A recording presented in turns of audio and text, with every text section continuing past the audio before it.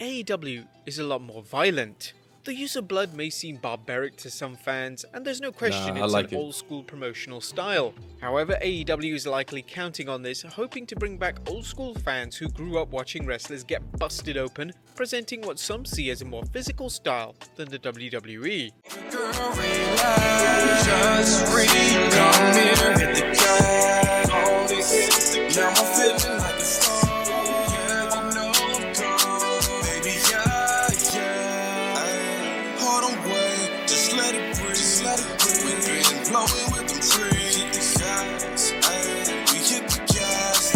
What's good? Dark Knight Gang in this thing. Gang. Today I'm about to do a video from WrestleLamia.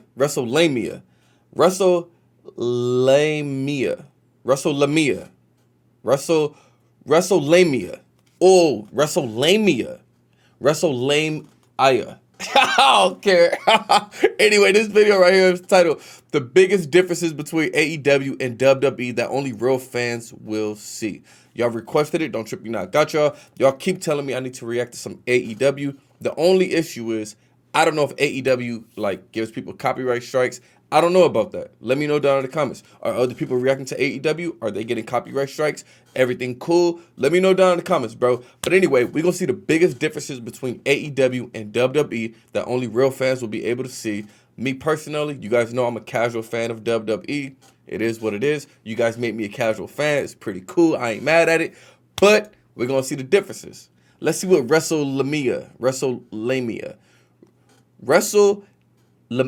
I'm telling you, it looks like WrestleLamia, but y'all saying it's WrestleLamia. WrestleLamia? Man, let's hop into the video. Let's look at AEW.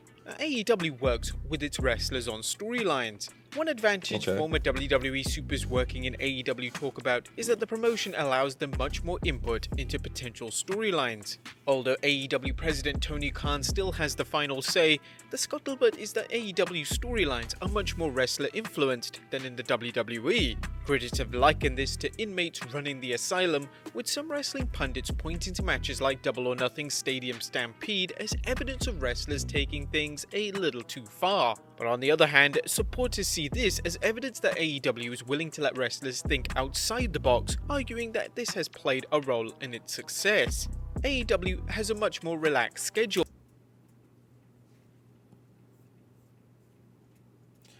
What?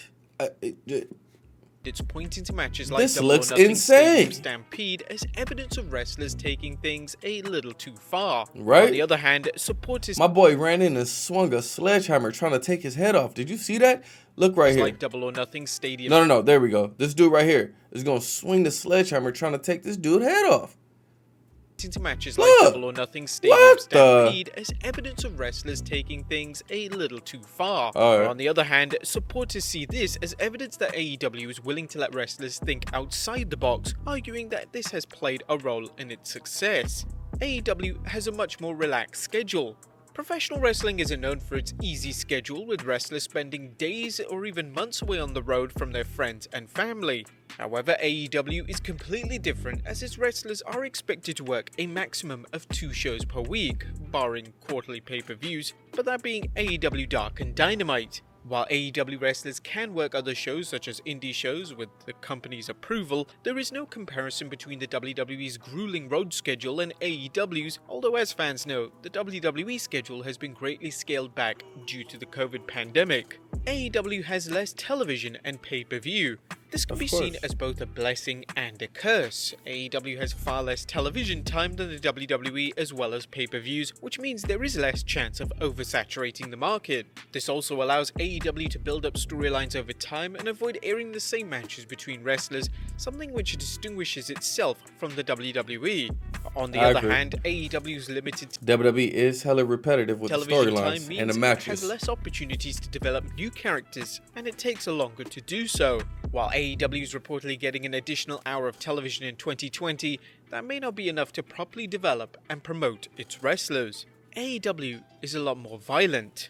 The use of blood may seem barbaric to some fans, and there's no question it's an old-school promotional style. However, AEW is likely counting on this, hoping to bring back old-school fans who grew up watching wrestlers get busted open, presenting what some see as a more physical style than the WWE. Oh, Matt Hardy is bleeding profusely. Whether this works or not depends on your point of view. Something can be extremely violent without showing blood, but AEW's willingness to show it, not only on pay-per-view but television, is a marked difference from the supposedly family-friendly WWE. While AEW's broadcast partner TNT seems fine with the use of blood, there are health risks involved, including the spread of COVID-19, but more importantly, blood-transmitted diseases such as hepatitis. For now, HIV. AEW seems fine with the presentation of blood and guts, as Vince McMahon labeled the promotion, and there's no sign of this stopping. AEW has long-term storytelling. Now, while WWE does in fact use long-term storytelling for its biggest programs, only the most die-hard WWE fans would claim the promotion uses long-term storytelling for the bulk of its stories. By comparison, AEW seems to book storylines with conclusive beginnings and ends. Granted, injuries and other factors can change things, but fans watching AEW typically get the feeling that they are watching storylines with a clear beginning, middle, and end. Whether it's the self-implosion of Kenny Omega and Adam Page, Jon Moxley's quest for the AEW World Championship, or Orange Cassidy's feud with Chris Jericho, AEW doesn't book its shows on the fly. Instead, they craft them with the next few weeks' shows in mind. And AEW works with other promotions. When was the last time you saw a WWE superstar working in another promotion? At AEW, this happens on a regular basis, as the promotion has brought in several indie stars for special appearances, brought in wrestlers from other promotions such as the NWA Women's World Champion, Serena, Great battle. traded talent with other promotions such as AAA, and allowed its wrestlers to compete in New Japan Pro Wrestling. This allows AEW to showcase its wrestlers in other promotions and test the waters for outsiders who may fit in well with AEW. That's a smart marketing strategy for AEW. WWE feels like they don't have to do that because WWE is the top when it comes to wrestling. You know what I'm saying? AEW is still building, so obviously they'll collab with people. But that would be dope if we were to see WWE collab with other wrestling shows. That probably would be tight because it will bring over other fans. You know what I'm saying? But WWE, I'm sure Vince McMahon, like, man, I run this wrestling world. We don't care about none of that. You feel me? The WWE. The WWE has nearly a century behind it. The McMahon family that's has what been I'm promoting saying. wrestling since around 1915, which translates into an incredible depth of knowledge and the ability to adjust to changing times. While they've not operated under its current name for this entire time, it has been run by the McMahon family, with every generation seeming to take the company to new heights of success. The saying, "too big to fail," comes to mind, and although this maxim has been proven wrong, they have considerable momentum behind it and a large cash reserve, which means that it can weather all but the biggest of blunders. And yes, there have been some blunders in the past. Don't let the truth get in the way of a good story. Anyone familiar with the WWE's history knows that another maxim applies to the company: nothing succeeds like success. The WWE has a powerful infrastructure. The WWE Network isn't just about its streaming service. No, they have spent decades building up a vast network of contacts, not only with TV networks, but Hollywood executives, arenas throughout the world, and even government leaders. Anyone who has been to a WWE live event knows that the company has a well-oiled touring company that allows it to travel from city to city without any problems. The WWE can and does run shows throughout the world and continues to build up its brand in major foreign markets such as Europe and India, and it's always looking for more. This element may seem like it has nothing to do with the in-ring product, but it has everything to do with WWE's success. Vince McMahon has created a global empire over the last 3 decades, and he has the resources to show for it, as well as dedicated revenue streams that help the WWE stay strong even when one area of business is weak. For example, when the WWF experienced sluggish house shows during the new generation of the early to mid-90s, it shifted focus to running foreign shows where demand was high. The WWE is synonymous with wrestling. Its long history also comes into play in it being synonymous with professional wrestling, as how many times have you heard newscasters refer to something right out of WWE when they refer to an over-the-top happening or scene of mass violence? That is true. I don't want to say WWE has a monopoly on wrestling, because obviously they don't, but WWE is synonymous with wrestling. If anybody were to say anything about wrestling, they're not going to say, like, oh, AEW. They'll be like, oh, that's a WWE move. Like, you see what I'm saying? Even when WCW Okay, we're ruled good. the wrestling world in the Monday Night War, it was often referred to as the WWF. You can be sure if you mention professional wrestling to a non-fan, they're going to say WWE. Yep, If you think about that's it, what I'm this saying. can be a great advantage, whether it's selling television time to a network, getting the rights to run a live event in an arena, or getting a licensing deal. The WWE relies on a storytelling hierarchy. It's been established over time that they have a complex hierarchy of writers and other personnel that create WWE's various content every week. This includes writers from Hollywood and other creative minds the WWE will feel will make for an entertaining product that appeals to a mainstream audience rather than a niche of fans. Oh, okay, I didn't know Considering that. the hours of WWE programming has to fill, this isn't a bad idea as it makes for what should be an efficient system. On the other hand, the complaints that Vince McMahon is surrounded by yes men who have no idea what professional wrestling is about is often raised. The WWE has a developmental territory. That's what I'm saying. I didn't know they had like writers from Hollywood and stuff. If that's the case, why do storylines be so trash? Vince McMahon has a vision of what professional wrestling is and what he expects from his wrestlers in the ring. As fans know, there are many different styles of wrestling, not only from country to country, but from promotion to promotion in the same country. The WWE's developmental territory allows the company the luxury of training new talent in the WWE style and training established wrestlers how to work in the WWE.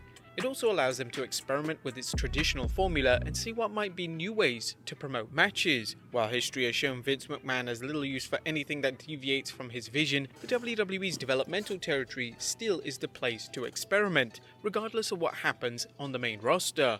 The WWE has a larger roster. Of course. AEW continues to expand its roster, and few would argue it has a talented group Y'all did tell me the homie joined AEW. Look at the homie performers. Rusev. Nevertheless, the WWE is in a class all by itself.